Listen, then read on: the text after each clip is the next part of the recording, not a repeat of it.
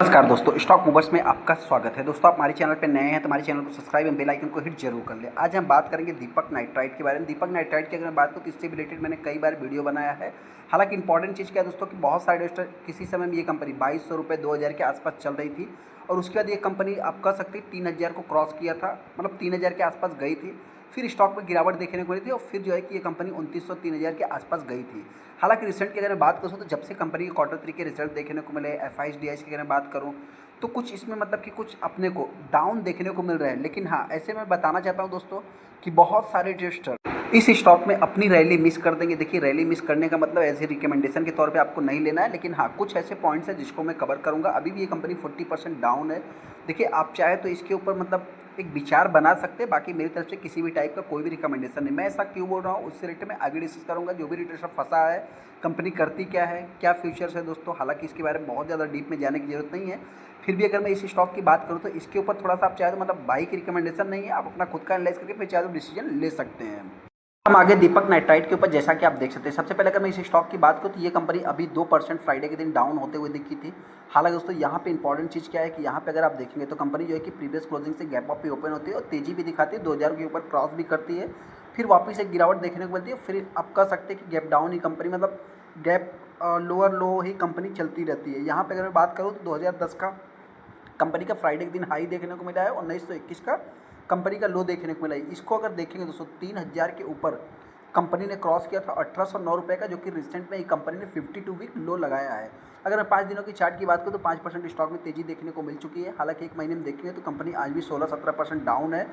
और यहाँ पे अगर 6 महीने के चार्ट को देखें तो कंपनी ऑलमोस्ट आप कह सकते हैं कि 40% के आसपास डाउन होते हुए दिख रही है। यहाँ पे तो 32% ही एग्जिट अगर मैं बात करूँ तो 40% के आसपास ये कंपनी डाउन होते हुए दिख रही है। एक साल में देखेंगे दोस्तों तो कंपनी आज भी मतलब कि डाउन ही है। हालांकि इसको थोड़ा सा मैं कैलकुलेट कर लेता हूँ। आप कह सकते हैं कि थोड़ा सा एग्जिट आप कह सकते हैं, देखिए ऑलमोस्ट आप कह सकते हैं कि कंपनी 40% डाउन होते हुए दिख रही है। हाँ, इंपॉर्टेंट चीज़ क्या है दोस्तों कि अगर आप 5 साल के चार्ट को देखें तो आज भी कंपनी लगभग 300% का रिटर्न बना के दे रही है। यहाँ पे अगर आप देखेंगे ये कंपनी 2900 रुपये के प्राइस पे गई थी, वापस कंपनी में गिरावट देखने को मिली थी, फिर भी 2000 रुपये के नीचे आई थी। सेकेंड अगली बार इसी स्टॉक में तेज़ी देखने को मिली और आप कह सकते हैं कि अभी वापिस ये कंपनी 2000 के नीचे ट्रेड हो रही है। तो मेरे पॉइंट से हो सकता है कि फ्यूचर में सबसे पहला पॉइंट दोस्तों ये है। तो अभी मैं क्यों स्टॉक को बाई करूं, कंपनी के रिजल्ट तो ख़राब हैं। देखिए, रिजल्ट की अगर बात करूँ तो एज ए रिजल्ट के अकॉर्डिंग ही कंपनियां आपको जो है कि मतलब लोअर लेवल पे मिलती है। मैं कोई रिकमेंड नहीं कर रहा हूँ। हालांकि एक इंपॉर्टेंट चीज़ आपको नोट करना है कि कंपनी के क्या रिजल्ट ये पहली बार ख़राब हुए नहीं दोस्तों। अगर कंपनी की मैं बात करूँ तो इसके अगर मैक्सिमम चार्ट पैटर्न देखेंगे तो कंपनी आज से मार्केट में वर्क नहीं कर रही। लगभग 10,000 11,000% का रिटर्न देखने को मिलता है। क्या कंपनी यहाँ पे रिजल्ट ख़राब नहीं हुए होंगे? यहाँ पे भी तो रिजल्ट, यहाँ पे भी रिजल्ट तो ख़राब हुए ही होंगे ना। रिजल्ट का क्या है दोस्तों, मार्केट है ये क्या है कि आपके 5 क्वार्टर को देखता है। अगर मैं पाँचों क्वार्टर्स की बात करूँ तो इन क्वार्टर में होता क्या है, पहले पहले क्वार्टर में आपने 100 करोड़ कमाया, दूसरे में जो है कि 110 कमाया, तीसरे में हो सकता है कि 99 कमा लिया। तो ये जो है ना, इसको मार्केट जो है कि जज करना चालू करता है। लेफ्ट राइट जो है कि ये स्टॉक जो है कि ऊपर ही जाते हैं। हालांकि दोस्तों एक देखिए बाई अपॉर्चुनिटी आपके पास है, आप चाहे तो इसके ऊपर थोड़ा सा विचार कर सकते हैं। देखिए, मैं कोई भी इसको रिकमेंडेशन के तौर पे आपको नहीं लेना है। मैं बार बार यही करने की कोशिश कर रहा हूँ। कुछ लोगों को हो सकता है कैरी ट्रेड भी हो। लगभग 3 लाख के टोटल 3.5 लाख शेयर ट्रेड हुए हैं। और ये कंपनी की अगर बात करूँ तो ये कंपनी डेरिवेटिव वाली है, मतलब आप कह सकते हैं कि निफ्टी 50 वाली कंपनी देखने को मिलती है।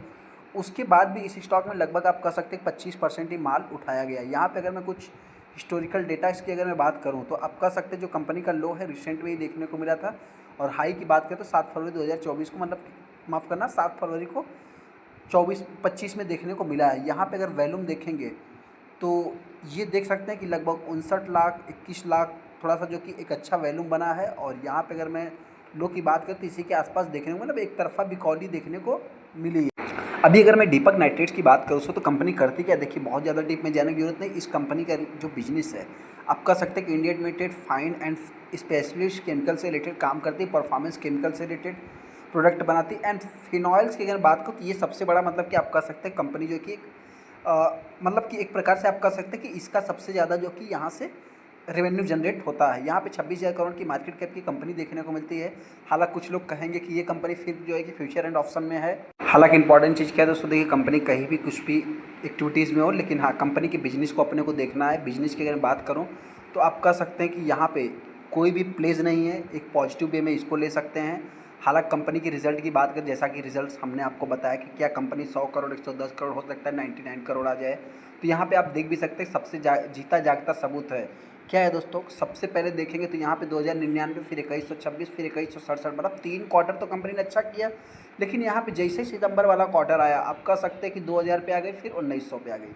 अभी जो अगला क्वार्टर आएगा दोस्तों, तो मार्केट क्या करेगा, इसको जज करेगा। इसको जो है कि 2100 को जो है कि कंपनी मार्केट जो है कि भूल जाएगा, 2000 को भूल जाएगा। ये जितने भी करीब रहेंगे इनको अभी जज करना चालू करेगा। तो इसके अकॉर्डिंग जो है कि स्टॉक में तेज़ी और गिरावट देखने को मिलेगी।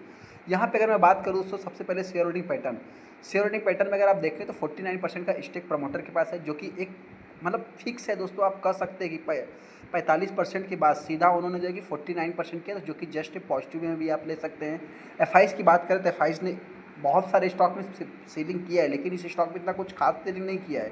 डी की बात करें, डी ने बाइंग किया। वहीं पर अगर पब्लिक की बात करें तो पब्लिक ने सेलिंग किया। तो ऐसे में दीपक नाइट्राइट के बारे में बहुत ज़्यादा डीप में जाने की जरूरत नहीं। मेरे पॉइंट से जो भी इस स्टॉक को बाई करना चाहता है, कोई भी रिकमेंडेशन नहीं है, फिर भी आप चाहे तो इस स्टॉक को, और लगभग करंट प्राइस पे अगर आप बाई करते हैं तो हो सकता है लास्ट ईयर 1800 से 1850 के बीच में कंपनी ट्रेड कर सकती है। वहीं पर अगर मैं तेज़ी की बात, तो आने वाले समय में ये कंपनी हो सकता है कि मेरे पॉइंट से अगर 2200 के लेवल को तोड़ती है तो फिर ये कंपनी 2500 के आसपास 2400 के आसपास जाता हुआ दिख सकता है। बाकी मर्जी आपकी, डिसीजन आपको लेना। आपको क्या लगता है या तो हमको कमेंट कर सकते हैं।